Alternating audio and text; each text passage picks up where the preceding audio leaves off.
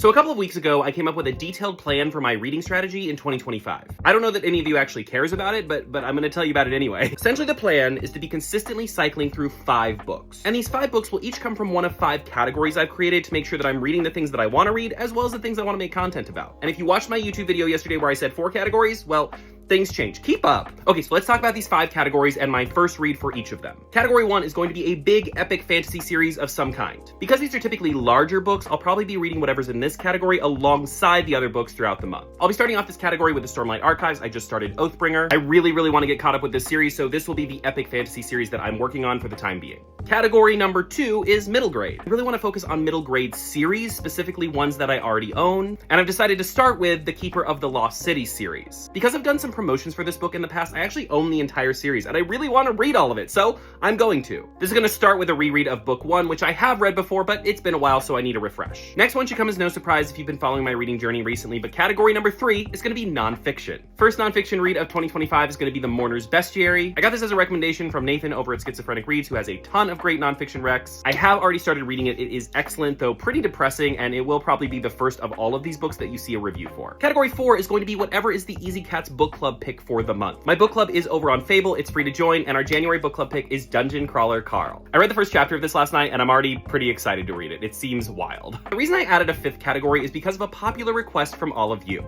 Obviously, all of the books I've talked about, all of the books I'm going to be reading are books I already own, but you guys really like the series where I talk about reading the books I already own and go through my bookshelf. So book 5 will be a book off my bookshelf as I work through my books, deciding what gets to stay and what gets to go. And first up in that category is... hold on. This book is called Your Second Life Begins When You Realize You Have One.